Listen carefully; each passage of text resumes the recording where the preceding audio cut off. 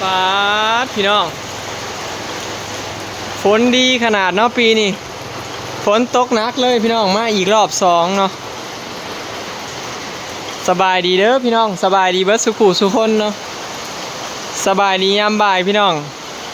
สลอยบอยู่เนาะก็ไม่รวยไปหาเห็ดผัวฝนตกห้ำหัวพี่น้อง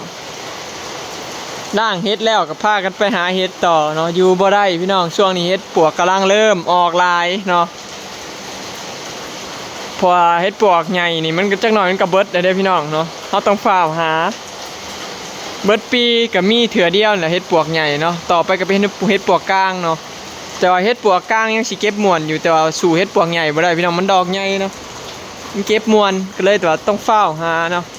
เดี๋ยวเขาสิหาเบิดก่อนหรือว่าเห็ดออกเบิดก่อนจังซี่พี่น้องมันฝนตกหนักเลยบ้านบอยเอาลูกเนาะเขาปะอยู่เพื่อนกับลูกบ้านนี่เขาถิ่มไปแล้วถิ่มลูกขึ้นพัวไปแล้ว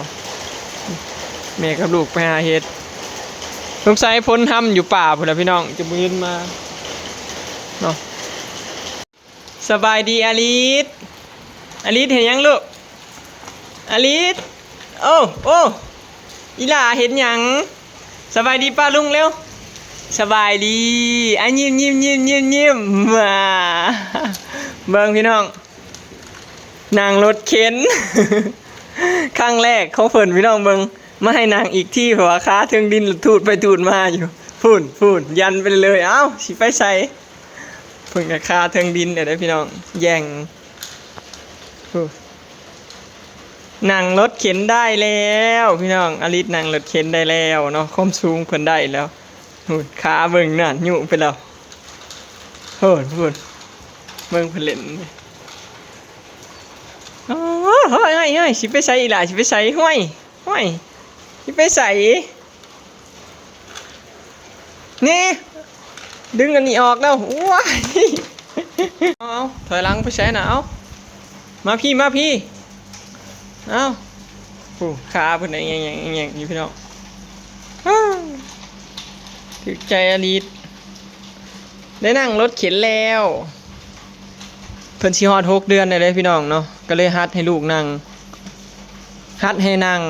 ฮัดให้นะ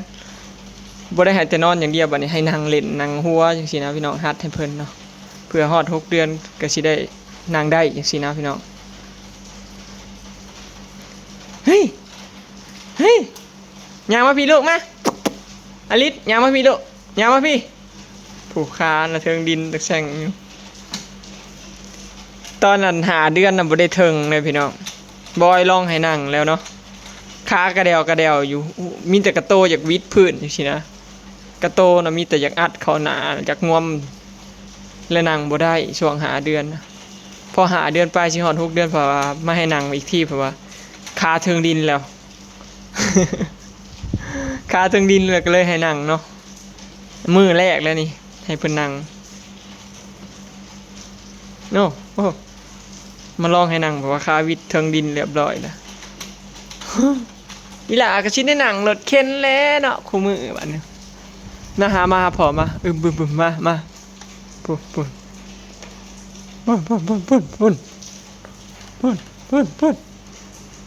เล่นนะพี่น้องตีดเล่นลูกข่อยคนขี้ดื้อคนมักเล่นเอาเบิ่งพี่น้องฝนก็ตกลินเขาป้าอยู่น้ำพอมาอยู่น้ำกัน2 พอลุไปหาเห็ดกับสลอยเบิดมือพี่น้องบอยไปหาเห็ดตั้งแต่ตี 4พี่น้องไปหาน้องชายเนาะน้องชายพาไปหาเห็ดอยู่บ้านเมียเพิ่นพุ่นละไปกันตั้งแต่ตี 4บอยหาก็มาส่องสวยนี่แหละหาเห็ดแล้วกับกินข้าวแล้วก็มาเนาะมาแล้วก็มาล้างขูดเห็ดแล้วสลอยไปต่อบัดนี้สงสัยฝนตกค่ำเพิ่นอยู่ป่าพุ่นแหละจังหวะบ่เห็นมาหรือว่าหาเห็ดเลยเนาะถ้ารอดลุ้นน้ำสลอยพี่น้องได้บ่ได้แต่ว่าแถวบ้านนี่ไผก็ได้เห็ดพี่น้องเนาะไผไปก็ได้ก็ FC เพิ่นว่าคือบ่ชวนแม่น้องเมยไปนำนี่มื้อเช้านี่ชวนแล้วพี่น้องแต่ว่าแยกกันไปเนาะพอน้องเมยเราพาไปห้วยแดงพุ่นน่ะเห็นว่าได้เห็ดอยู่เด้คือว่าได้หลายเติบอยู่ แต่ละครอบครัวตื่นมากก็บ่ค่อยได้เว้ากันดอกพี่น้องไผกับเฝ้าไปหาเฮ็ดแต่ดึกๆหั้นนะแต่ตี4นี่เสียบ่ออกไปเกือบโมงมื้อเช้าก็เห็นแม่ทาวรแล้วลุกมานึ่งข้าวอยู่ก็เลยชวนเพิ่นไปแล้วเพิ่นว่าสิไปห้วยแดงเนาะก็เลยไปกับสลอย2 คน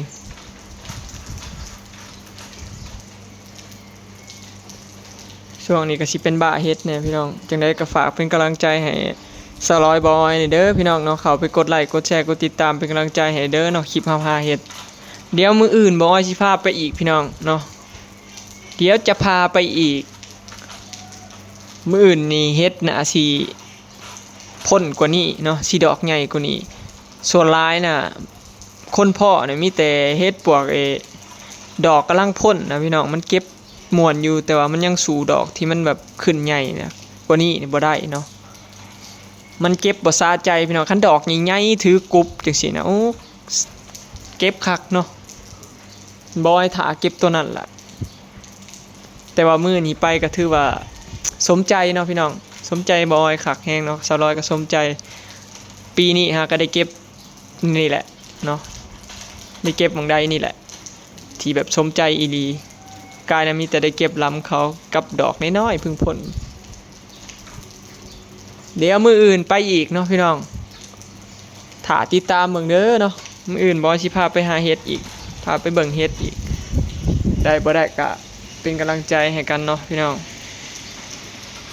บ่เฮ็ดให้ผิดหวังแน่นอนเนาะบ่ไปจอบเช้าจอบแรงอยู่แล้วเฮ็ดเรื่องเฮ็ดนี่ก็บ่ยอมไผคือกันล่ะ เรื่องหาเฮ็ดนี่ก็เนาะมื้อเช้านี่ฟ้าวซิ่งโพดตี4พี่น้องยังมืดตึ๊บเลยบ่เห็นหยังเลยตี4พากันนั่นซิ่งรถจักรไปไกลเติบเด้ไปหาบ้านบ่บอดผ่าน3หมู่บ้านเนาะจังสิฮอดไปไกลเติบเด้พี่น้องแต่บ่ได้ถ่ายบรรยากาศให้เบิ่งเนาะลูกก็เริ่มใหญ่ขึ้นเรื่อยๆแล้วพี่น้องไปใช้ก็คิดฮอดแต่ลูกนี่แหละไปเบิดมื้อก็บ่อยากอยู่แหมบ่ไปใช้ก็คือกันเนาะไปใช้แหละบ่เกินเที่ยงแหมคิดฮอดอยากกลับมาบ้านโลดอยากมาหาลูกโลดคือว่าแบบภาพลูกมันขึ้นมาในหัวโลดจังซี่คิดฮอดนี่ไปใช้บ่ได้ดอกพี่น้องชีวิตนี้ได้ลูกแล้วก็คิดฮอดลูกเนาะมันไปใช้ก็อยากเอาลูกไปนำถ้าลิดใหญ่คือสิแบบสบายนะพี่น้องเบิดห่วงไว้ซะแบบไปใช้ก็ห่วงแต่ลูกเฉียมปะไว้กับยาย2 คนยายก็เมื่อยจังซี่นะ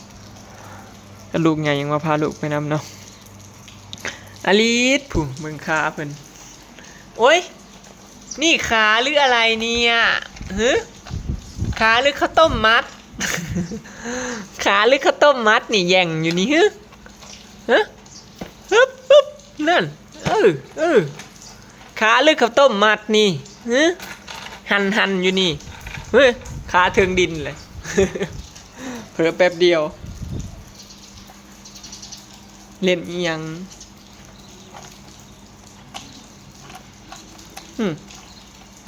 เนี่ยมักเพิ่นนะพี่น้องเอ้ย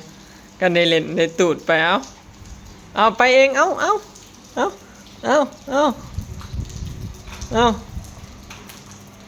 ฝุ่นเบิ่งเพิ่นสิเฮ็ดหยังเอาถ้าเบิ่งน้ำสลอยพี่น้องเนาะเพิ่นยังไปเจาะเพชรกับแม่รวยอยู่ว่าสิได้บ่ฝนก็ตกดีลีปีนี้หุ่นอลิศนั่งเป็ดน้อยเอาสิไปไสอ่ะนะ สิไปไสบ่สิยู่รถไปไสเลยนี่นะจอยกับเขาหัวเขาแจ้โอ้ย สิยู่รถไปไสบ่คักบ่ฮะอีหล่าคักบ่ฮะอีหล่าคักบ่ คักแฮงบ่คักแฮงบ่ฮะคันคักแล้วยิ้มคันคักแล้วยิ้มมื้อหน้าสิพอสิเอาขี่อีกนะอ่ะยิ้มเร็วคันคักนำพ่อเอาคุ้งเลยมึงสิลองยุเพิ่นมาทางนี้เบิ่งพี่น้องเพิ่นสิถอยไปอีกบ่ ค่านะซื้อๆกันไปเลยถอยหลังอย่างเดียวเอาสิไปใช้เด้อลิสสิไปใช้นะโอ้ยพูนเอาถอย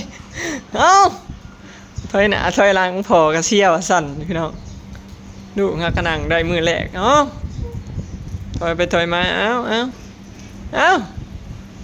โหยันไปเลยขากำลังหากระเทิงดินพี่น้องเอาเหาะเพื่อนแทบบ้านขอกกระใส่ให้เรียบร้อยเลยพี่น้องเตรียมสิเป็นมาหน่อยแลนเลาะบ้านนี้มาพี่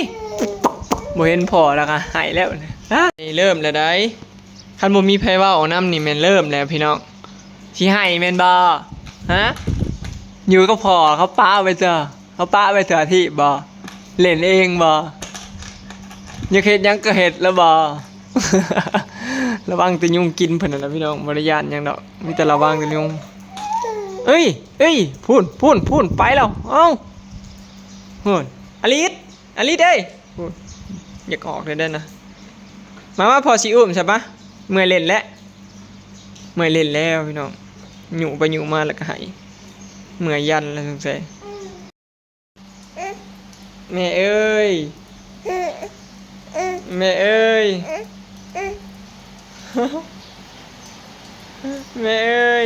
ไปหาเห็ดอยู่ไสเด้อลิสถ่ายอยู่นี่เน่อลิสอยู่กับไผฮะอลิสอยู่กับไผอลิสอยู่กับไผตึงสบายดีป้าลุงแม่ไปหาเห็ดอยู่ไสเด้บ่ฝนห้ำแล้วแม่นบ่ลูกที่แม่ได้เฮ็ดอยู่บ่เด้ฝนตกห้ำนี่อลิสอยู่กับพ่อสาอยู่นี่บ่แม่นบ่เว้าหยังบ่เว้ากับป้าลุงบ่จับเว้าหยังอยากเว้าหยังฮะอยากเว้าหยังบ่อยากเว้าหยังอยู่บ่มีแต่ยิ้มยิ้มจ้า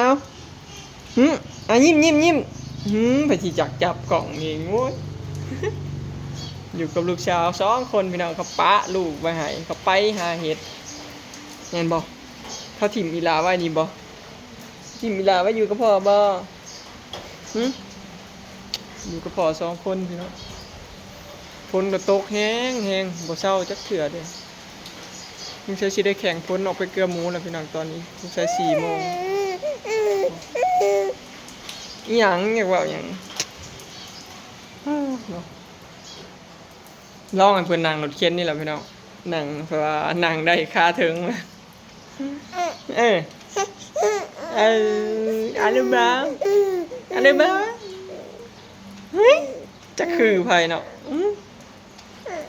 จะคือไผไอ้ตาแป๋วนี่ฝรั่งน้อยบ่นี่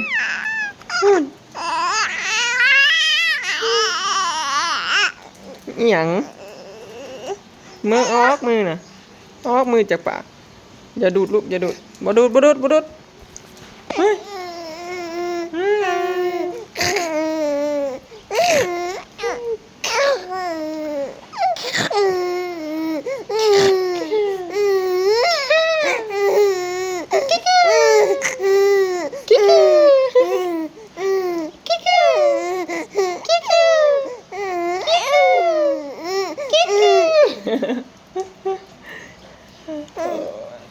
จักงานได้สลอยสิมาเนาะพี่น้องคลิปนี้ก็สิได้จบไปสำนี้เด้อเนาะฝากเป็นกำลังใจให้อาลิสเด้อเนาะมื้ออื่นพ่ออ้อยสิพาไปหาเห็ดอีกเด้อมื้ออื่นพ่ออ้อยสิไปอีกลูกมื้ออื่นบ่อ้อยสิพากันไปหาเห็ดอีกเนาะพี่น้องแล้วรอรุ่นว่าสิได้บ่เนาะแต่บ่อ้อยคิดว่าน่าสิได้อยู่เพราะว่าเห็ดปวกออกหลายพี่น้องปีนี้ไผก็ได้เนาะไผไปก็ได้เนาะเดี๋ยวมื้ออื่นสิไปอีกพี่น้องพวกมันออกเนาะจังได๋ก็ฝากติดตามเป็นกำลังใจให้เฮาในเด้อเนาะพี่น้องไปแล้วสบายดีลูกสบายดียิ้มสบายดี